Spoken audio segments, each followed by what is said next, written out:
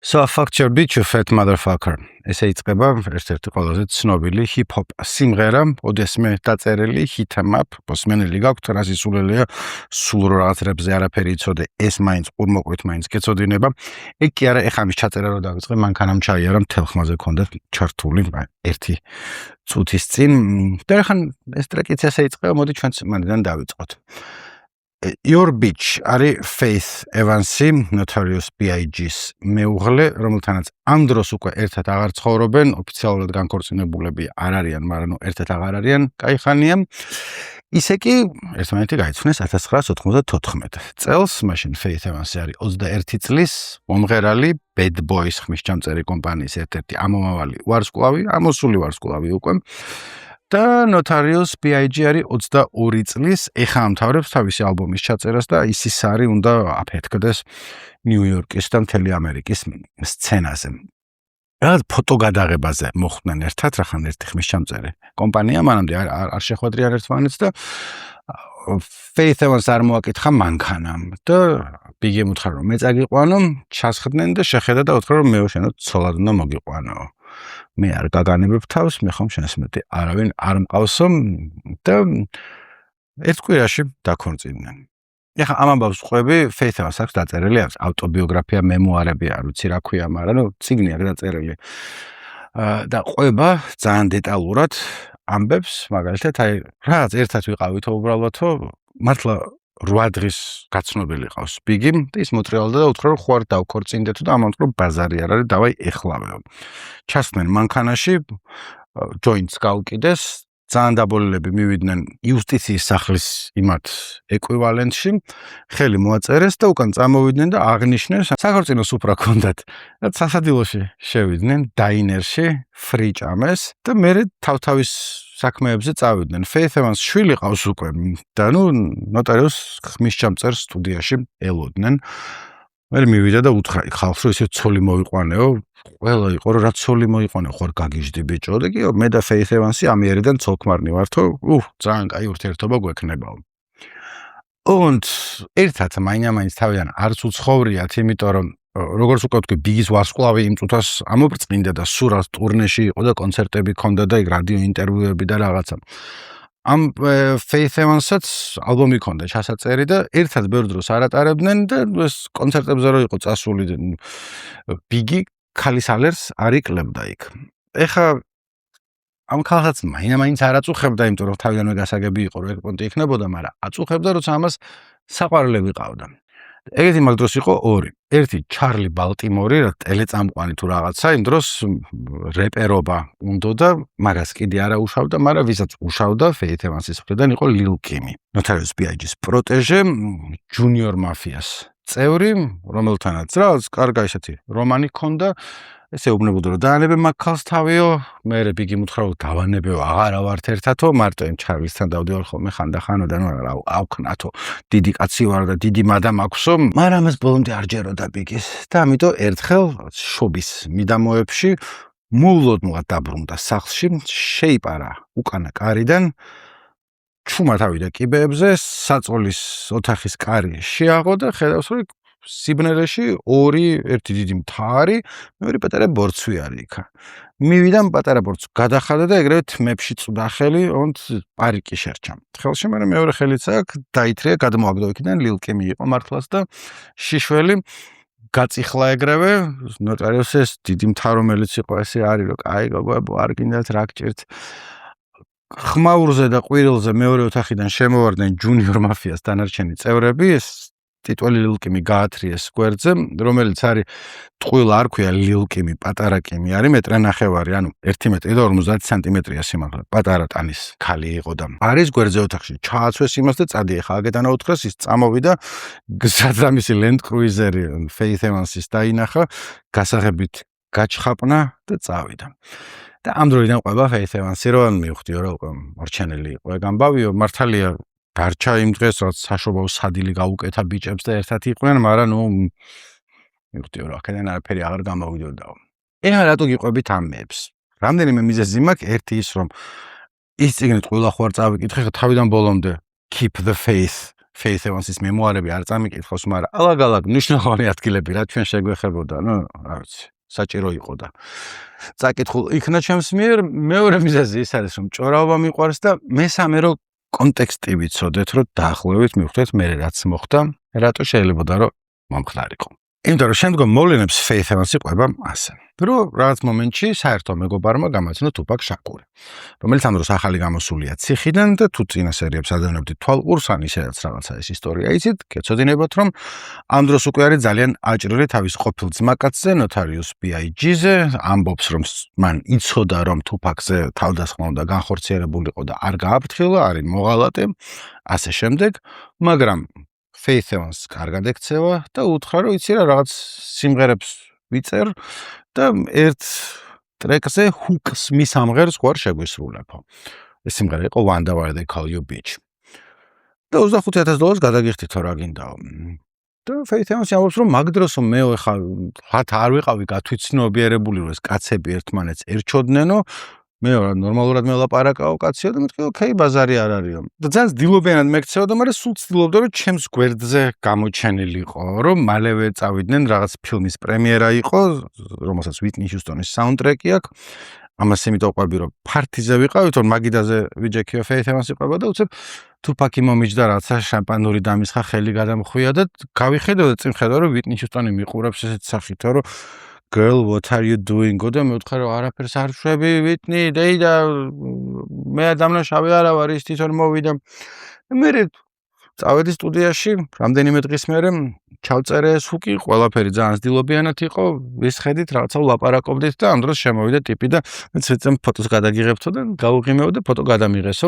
გავუღიმე მე მოვიგონე, იმიტომ რომ ფოტოში არ იყიმებო. მაგრამ ხო, ეს ფოტო მე შუგნაითმა ჟურნალისტებს შეაპარა, რომ ნახე რა ხდება აქო, ვიღაცა სხვა ყვარობენ. Faith Evans როგორც ყვება, მე Tupac-მა უთხრა, რომ შენი ჩეკიო რაც იმღერეო, მაგისიო იქო სასტუმროს ნომერში მაქვს და ამოდი მოგცემო, როცა მივედიო, მითხრა, რომ ეხლა ამასო მოგცემო, მაგრამ ხო იციო, რომ ჩემი bitch უნდა იყო. მე ვთხარი, რომ I'm nobody's bitch-ო, არავის ზუკნამი არა ვარო და მე ვთქვა you biggest bitch-ა. და მე რაღაცას დავიჯღანეო და მან მითხრა, რომ აჰა, ეხლა სექსი გვექნება თუ არაო და დავაგდეო ეს ჩეკი და წამოვედიო და იმის მერე აღარც მინახავსო. ანუ მე ვიყავი არაფერ შუაში არ ვიყავი და ესე გამათამაშესო კაცების დაპირისპირებას შეეწირა ჩემი რეპუტაციაო. ეხლა სხვა მთხრობელი, მაგალითად სხვა გადასარევი პოდკასტი Slow Burn, რომელსაც ამას რომ ურჩებით შეგიძლიათ მოისმინოთ, ბევრი კიდე სხვა რაღაცა არის იქ. აქ გაჩერდებოდა. ყვება ხალი რა იყო და როგორ იყო, ხო? ოკეი, გავიგეთ. ესე იგი ეგრე იყო.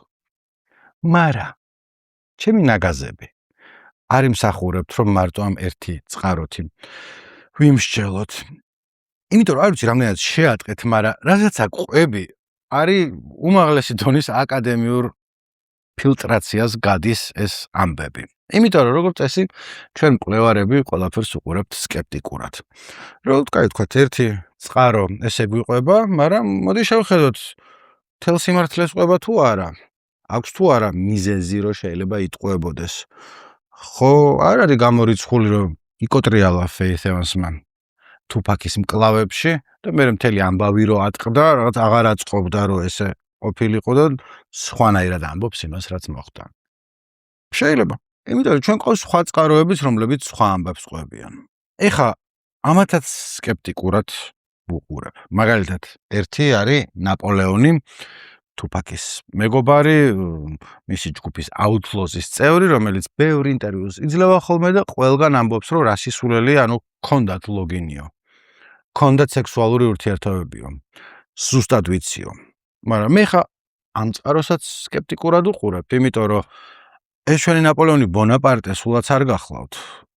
იყო Tupac-ის მრევლი და არანაირად არ დაუშვებდა, რომ Tupac-ი ცრუანმა ტყუა რა გამოჩენილიყო. ანუ რას ვამბობ, რომ შეიძლება არ მოხდარა რაღაცა და ეს ნაპოლეონი ამბობს, რომ მოხდაო, იმიტომ რომ Tupac-ის მეგობარია და უნდა რომ მაგისი სიტყვა ყველა მართალი იყოს. მაგრამ კიდე არის ხალხი.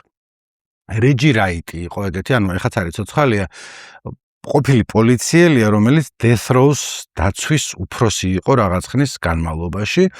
არაერთი ინტერვიუ აქვს სხვადასხვა რაღაც პოდკასტებისთვის და რაღაცისთვის მიცემული და თუპაკის ფანი მაინდა-მაინც არ არის. ხშირად აკრიტიკებს ხოლმე, მთლად არ ეფონება გულზე თუპაკ შაკური მას და რატო ამბობ ამას, რომ არ თუპაკი რომ მატყუარა გამოეყვანა, არ ექნებოდა პრობლემა არანაირად.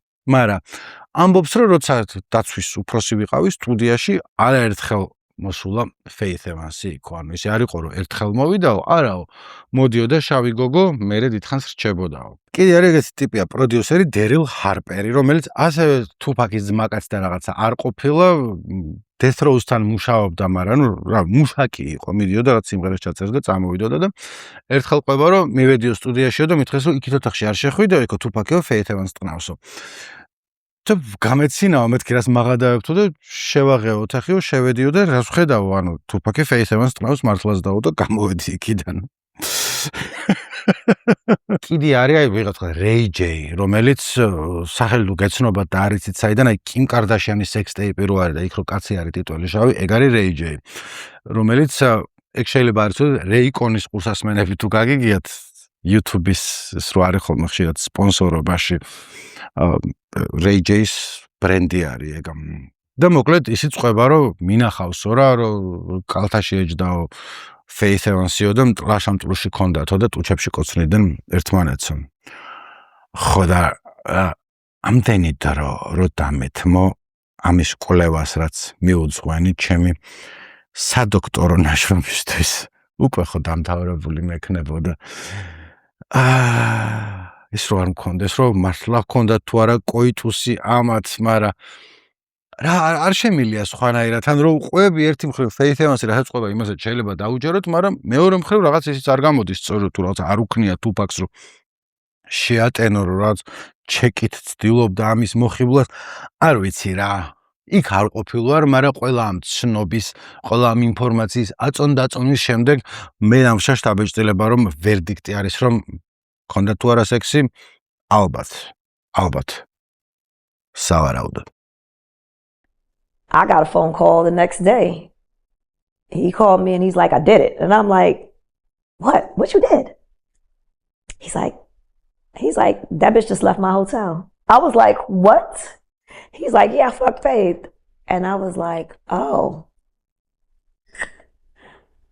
Okay, great. Got off the phone with him, started throwing up violently. You know, I guess in essence, while we sitting talking about it, it was cool. When he actually did it, you know, it kind of bothered me. But I could say this, that man ain't never lied to me one day in his life. I've never caught him in a lie.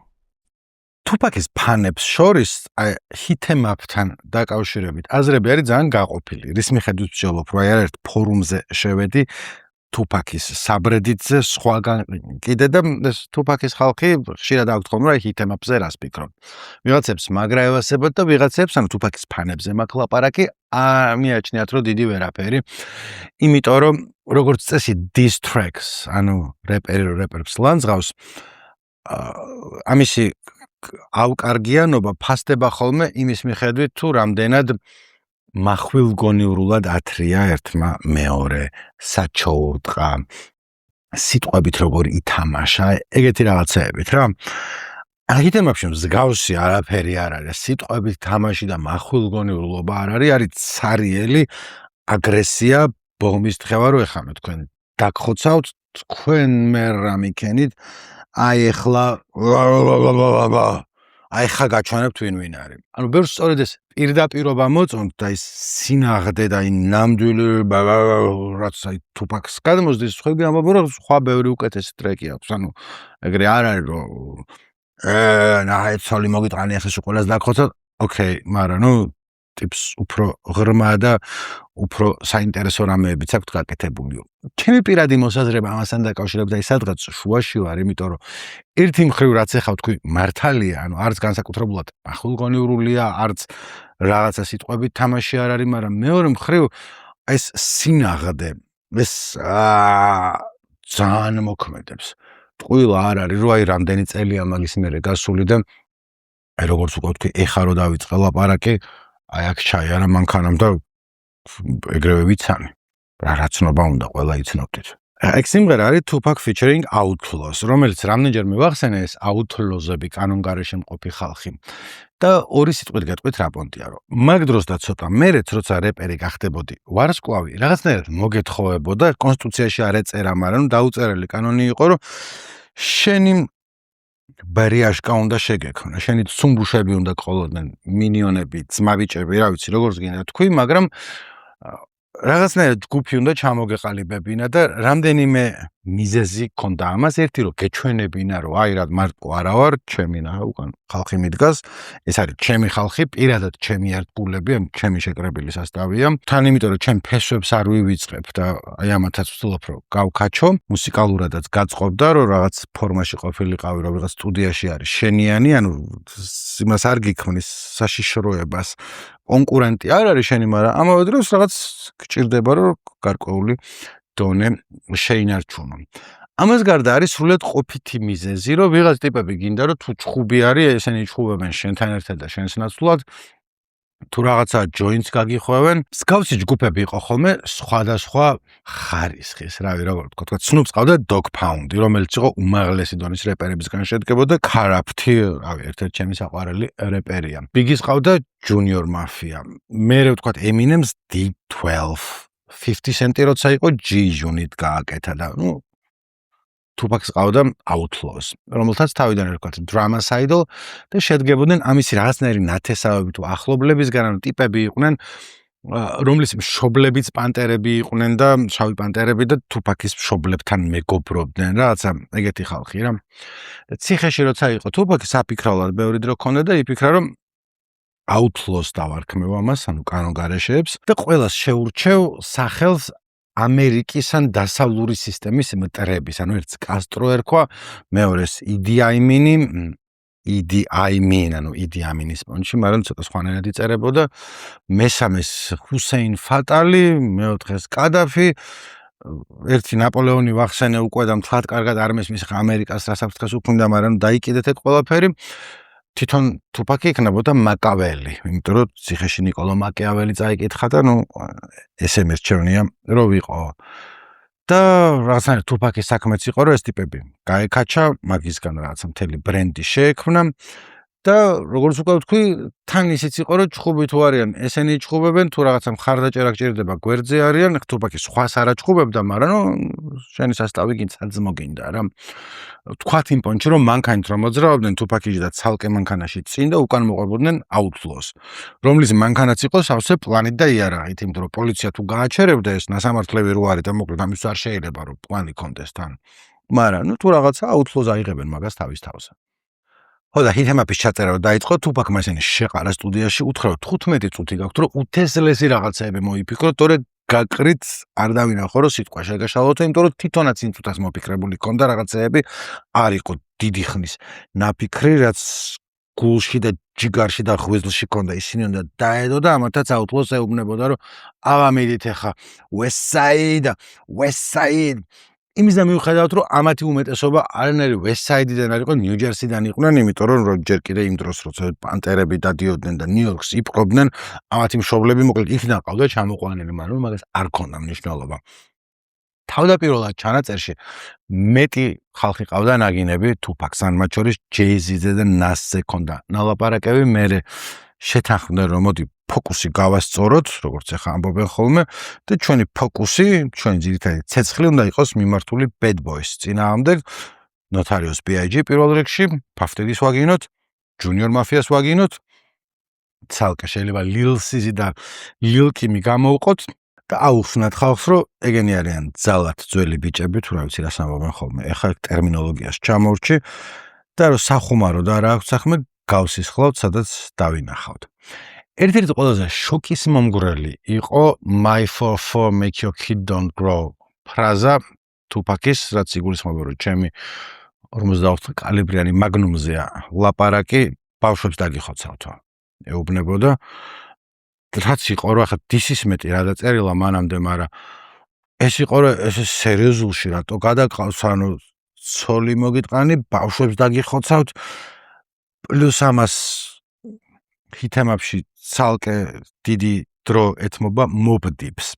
Mobb Deep-ი იმ დროს და ეხაც არის ლეგენდარული ჯგუფი, ან თინეიჯერობიდან ლეგენდები იყვნენ ტიპები, რომლებიც აი ამ წინა სერიაში თუ უსმინეთ Dog Pound-მა რომ ნიუ-იორკ ჩაწერა მაგაზე პასუხი კაპონე ან ნორიაგამ ჩაწერა LA და მანდ იყო featuring Mobb Deep, მაგრამ მაგას გარდა კიდე რაც ინტერვიუებში რაღაცა თქვეს დასავლეთ სანაპიროს წინააღმდეგ და ასევე Outlaws-მა თქვა რომ ნიუ-იორკში რაღაც კონცერტზე ვიყავით მაგათთან და ცოტა არ იყოს ცუდად მოგვექცნენო და Tupac-მა თქვა რომ ეხლა დამიჭირეთ ლუდიო, ეხლა მივიღოთ მაგათ ცუდებას ვაგინებ და ნახეთ როგორ შეიძრას ხალხიო, რას ვიტყვი ეხლა მაგათ წინააღმდეგო და თქვა კიდევაც რომ don't one of you have sickle cell or something, რომელიც ქართულად არის ნამგლისებრ უჯრედოვანი ანემია, რომელიც ჭირს პროდიჯის Mobb Deep-ის ერთ-ერთ ტიპს, ჭირს რა ჭირდა, აღარ არის ცოცხალი, მემკვიდრეობითი დაავადება, რომლის დროსაც სისხლის წითელ უჯრედს, რაც ნამგლისებრი ფორმა აქვს,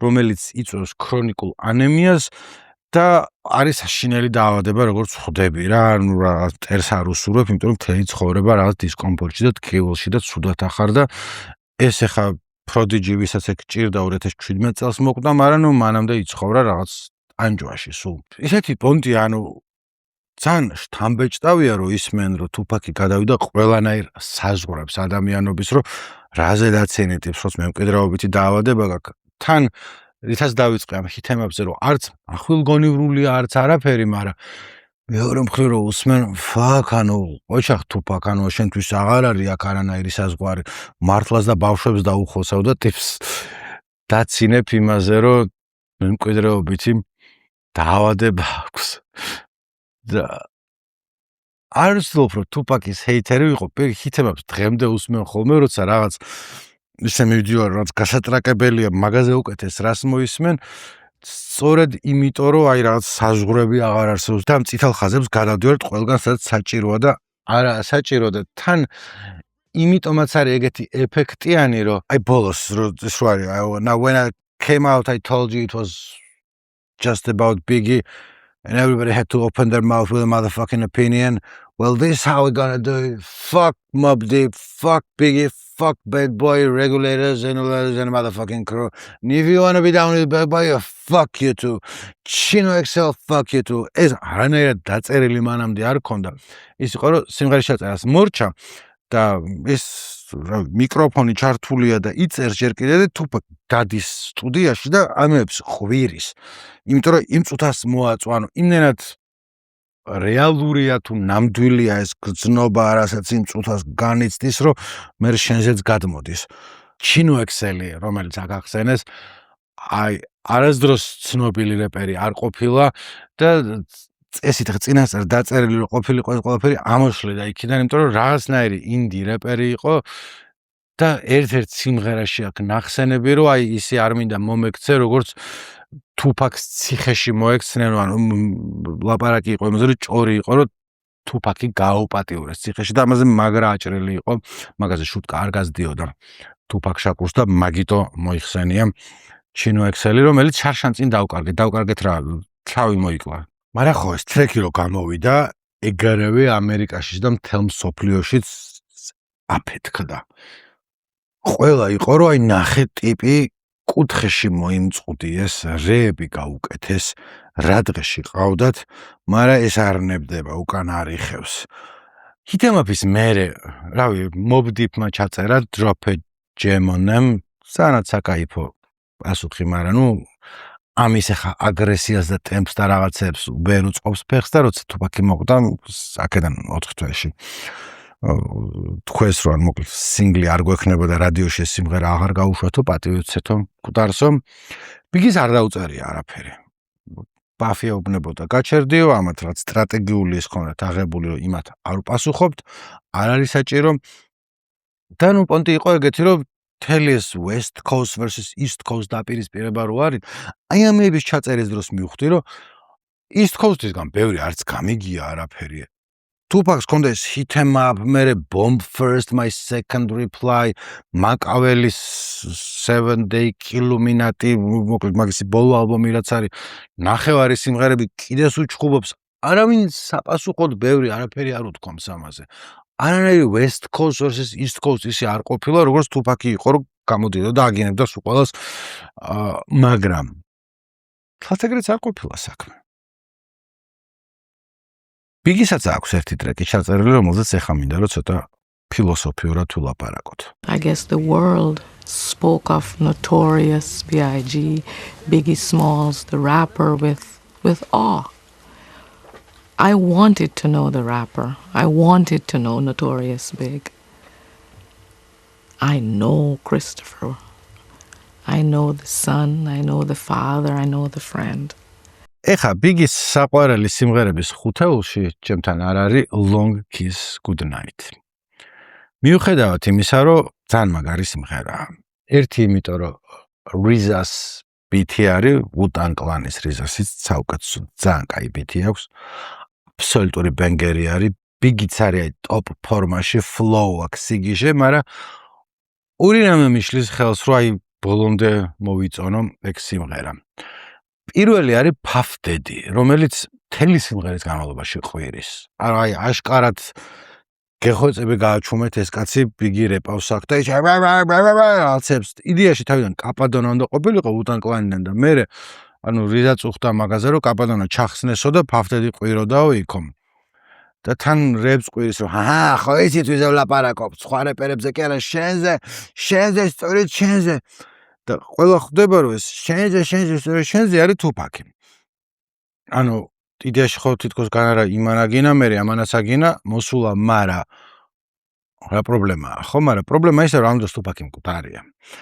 და ის მომდიც არ არის რომ ჯერ სიმღერა ჩაწერეს და ამასობაში ის მოკვდა და დაენანათ რომ კაი სიმღერა იყო და მოდი ბარემ გამოუშვათ. არა, სიმღერა არის დაწერილი და ჩაწერილი Tupac Shakur-ის მკვლელობის შემდეგ. ხო და რა პონტია? ანუ ოკეი, ანუ გასაგებია რომ სანამ ცოცხლები არიან ერთმანეთს შეიძლება აგინო რაღაცა, მაგრამ ტიპი სანამ ცოცხალი იყო ხმა არ გაგიცია და ეხა რომ მოკვდა მერე უნდა აგინო, არავის არ მოწონს ეგ პონტი. რაღაცნაირად არ არის ლამაზი. იმდენად რომ აი დღესაც ინტერვიუებს რო უყურებ ხოლმე ბიგის ახლობლების ზოგი ამბობს რომ ეგ Tupac-ზე არ არის არც რასისულელია სხვებიან რომ რა შეიძლება კატაკურით არის ნახსენები და გულში ქონდა ჩაფიქრებული, მაგრამ სახელი ხო არ უთქვამს. თან მithumetes რომ Notorious B.I.G. უბრალოდ Christopher Wallace-მა ახლა ახსნი რატო შევისწორე ესა ძალიან განიცადა Tupac-ის სიკვდილი. თავიდან რო თქვა რომ კვლევარის რუდუნებით უყურებ ამ ყველაფერს ვითომ ხუმრობი ვთქვი, მაგრამ თლად ხუმრობით არ მithქვამს, იმიტომ რომ როგორც წესი თუ რაც წიგნში წავიკითხე ან ინტერვიუში ვნახე სხვასთანაც ვამოწმებ ხოლმე რომ ეგრე იყო თუ არა. ანუ Faith Evans-იც ამბობს, Nas-იც ამბობს და Lil Sis-იც ამბობს რომ როცა Tupac-ს ტყვია მოხდა, Christopher Wallace-ი დეპრესიაში ჩავარდა და ძალიან განიცდიდა. რომ მისი ყოფილი მეგობარი, მისი ყოფილი მენტორი მოკვდა. ეხ სამივე ხო არ იგონებს, სხვადასხვანაირი ტიპები არიან და Faith Evans განსაკუთრებით შეეძლო ეთქვა, რომ ძალიანაც გაეხარდა, რომ ძალიან მიაკვდა სულში თუ რათა. არა, ტიპმა იტირაო. მაგრამ ანუ რო ამბობთ რომ Tupac-ზე რატო არის, იმიტომ რომ პირდაპირ სახელი არ არის ნახსენები, მაგრამ სისხლით მოგეთხვარა კომბინეზონი, ამდენ რეპერს ეცვა კომბინეზონი. I ain't mad at you, როცა ამბობ რომ ხაზგასმულად იყოს რომ ეს Tupac-ის სიმღერის სახელი გამოიყენე. ანუ ჩემს სახელს ახსენებდი და 4 ტყვია მოგხვდა. ყველამ ვიცით ვიზი არის ლაპარაკი. ხო და რა პონტია? რატო? და ეხა ფილოსოფიაში მინდა რომ გადავვარდეთ და უნდა გავმიჯნოთ პერსონა და არტისტი. ანუ ნახე რა შეასაქმე რომ როცა სცენაზე დგახარ, ხარ სხვა ადამიანი, ან სახში სხვა ხარ, სცენაზე სხვა ხარ, მაგრამ ეს სხვა ხარ დონეებით განსხვავდება ერთმანეთისგან. ცხონებული ვიოლეტა Notorious B.I.G.-ს, უბრალოდ Christopher Wallace-ის დედა, ამბობდა რომ მე Notorious B.I.G.-ს არ ვიცნობდი, თვალით არ მინახავს არასდროს და მაინდა-მაინც არ მევასებოდაო. მე ვიცნობდი Christopher Wallace-ს. რომელიც აი ნახე Christopher Wallace იყო საყვარელი ბუთქუნა ბიჭი, სრდილობიანი Christopher Wallace ევასებოდა, როცა ვიღაცას გაიცნობდა, კოქტეილს გაუკეთებდა და მე ესე უყურებდა, რომ ხომ მოგეწონა, იმიტომ რომ კარგად აკეთებდა კოქტეილებს. ეგეთი ტიპი იყო. ეხლა მთლად იმაშიც ნუ გადავარდებით, ძალიან ადვილია, რომ ეს ბიგი საყვარელი ბიჭი იყო ძალიან, მაგრამ ისიც იყო რომ ბავშვობაში კრეკსაც ყიდდა და ჩხუბით იცოდა და მე როცა სიმღერა დაიწყო თუ რა ვიცი რეპი დაიწყო მეც ცოტა ხანი ქუჩაში ცხოვრობდა რომ იქნება ეს კარიერა არ აეწყოსო და როცა ვარსკვლავი იყო მეც რამდენიმე შეხება ქონდა ანონსსაწინააღმდეგო ქმედებები აქ ჩადენილი და რაღაც ერთი პონტი იყო როცა ვიღაც პროდიუსერს იარაღით გამოუვარდა მეორე იყო როცა ბეისბოლის ბიტით გამოიყიდა სხვას მაგრამ ასე მგონია რომ მაგის ხასიათში მაინც არის და უბრალოდ მაშინ რეპერს მოეთხოვებოდა რომ თუ ხან ნამდვილი რეპერი იყავი ცოტა ნასამართლეობა და ცოტა რაღაცა გჭირდებოდა რა ეხა რომ ბიგის ეცხოვრა არ ამგონია რომ იგივე გაემეორებინა თუმცა რა ვიცი არ უცხოვრია ხა მოკდა кайხანია მაგრამ ის სასახარო კრისტოფერ ვოლასი და ნოტარიუს B.I.G იყვნენ მსგავსი, მაგრამ სხვადასხვა ტიპები. კრისტოფერ ვოლასს ჰქონდა კომპლექსი წონაზე, რომ ცოტა ელამი იყო, ცოტა რა სიმღერებში ჩანდა, რომ Black and Ugly as Ever, However, თბილი ტიპი კლოუნი იყო, ანუ რაღაც რომ შემოვიდა და რაღაცებს იღადავდა, რომ მოგეწონებოდა რა. ნოტარიუს B.I.G იყო ცივსისხლიანი sex symbol ნოტარიუს B.I.G-ს წონასთან პრობლემა არ ქონია იყო რომ გოგოებო მოდი და წადის მკირი ხარ სუყველანი ცოტა იმას გასიამოვნებ და გაგიშოთ მე ვარ ნიუ-იორკის მეფე მე ვარ განგსტერი კრისტოფერ ვოლას თავის ალბომებში ყოველთვის ეკეთა ნიღაბი ნოტარიუს B.I.G-ს ალბომია რომელიც შეეძლო მე მოეხსნა შეეძლო არც მოეხსნა იდეაში რომ ეცხოვრა შეიძლება კრისტოფერ ვოლას სხვა ალტერ ეგო ქონოდა არა ნოტარიუს B.I.G არამედ რაღაცა თუპაკს ეგ არ შეეძლო იმიტომ რომ თუპაკს როცა ცდილობდა მაშინაც არ გამოსდიოდა ეგა ბიგის შემთხვევაში დილას იღვიძებდა კრისტოფერ ვოლასი სტუდიაში რომ შედიოდა მე იქ გარდაისახებოდა ნოტარიუს B.I.G თუპაკი იღვიძებდა თუპაკ შაკური სტუდიაში შედიოდა თუპაკ შაკური იგივე იყო ალტერ ეგოს ჰქონდა მაკაველი რომელიც უკვე ვახსენეთ მაგრამ ეგეც იგივე თუპაკი იყო ანუ არ იყო სხვა ტიპი რა რეალურად მთელი მაკაველის პონტი იყო რომ ცალკე ბრენდი ცადა რომ შეექმნა რომ როცა Death Row-დან წამოვიდოდა და ეგ უკვე დაგეგმილი ჰქონდა ეგ ამბავი რომ მაკაველის სახელით ემოქმედა და თან ბოლო ალბომი და თან Outlaws პონტი იყო რომ აი Outlaws სასტავში იყო მაკაველი, მაგრამ ბოლო ალბომიც მაკაველის სახელით არის გამოსული, თუ 7 დღეში ჩაწერა და თქვა რომ აინახე ის როცა უფრო ნაჩალი ჩარია ეს თუპაკის არის, როცა გამოვდივარ, მაგრამ მაკაველი თუპაკი ერთ და იგივე ადამიანი იყო. კრისტოფერ ვოლასი და ნოტარიუსი არ იყო ერთ და იგივე ადამიანი. ხო და იმის მას ვცდილობ რომ ჩემი კომპეტენტური აზრით ეს სადღაც არ წამიკითხავს მე დავასკვენი Long Kiss Goodnight არის Notorious B.I.G-ს სიმღერა პერსონას სიმღერა კრისტოფერ ვოლასმა იტირა თუპაკი რომ მოკვდა ნოტარიუსმა თქვა რომ შენ დედაც მოყვან ცკაპ საფლავში ტყვეები ჩააყოლა იმიტომ რომ ეს იყო ნიუ-იორკის Frank White მაფიის ბოსი ეჰამ კითხვები ბევრი არ შემოსულა წინაზე თქვი რომ თუ რაღაცა კითხავს პასუხს გავცემ მეთქი მაგრამ მაინც სიკვდილთან დაკავშირებით ერთის და მეორეს არ პასუხობ აქ იმიტომ რომ მთელი შემდეგი სერია მარტო მაგაზე მაქვს ერთი სადღაც ერთ-ერთი წინა სერიის კომენტარში იყო რომ მართალია თუ არა რომ მაიკლ ჯექსონმა ცემა თუპაკიოდან რა ცხადია რომ სული აბსურდი არის მაგრამ ოკეი, ანუ მიუდგეთ რომ შეიძლება და ესე მომხდარიყო მკვლევარები ვართ ჩვენ, ხო? ანუ რაღაც ამას უდგებით რუდუნებით. და როცა ამას რუდუნებით უდგები, პირველ რიგში სვამ შეკითხვას, რომ როდის გავრცელდა ცნობები ამის შესახებ. ანუ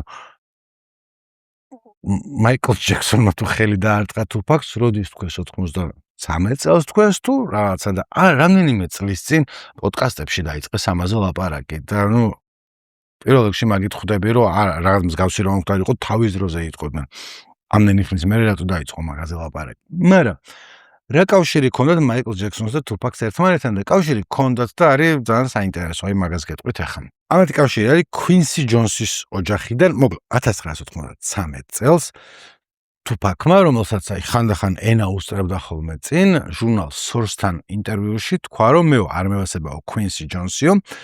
თუ არის Quincy Jones-ი არის ლეგენდარული კი არა, ულეგენდარულესი პროდიუსერი მაიკლ ჯექსონის სიმღერების, რავი, რაც არის Quincy Jones-ის გაკეთებულია და თუ რავი მოგწონთ, ანუ გარდა იმისა, რომ მაიკლ ჯექსონის მაგარი იყო თავის ამბავში, Quincy Jones-იც მოკლედ ეგ არის.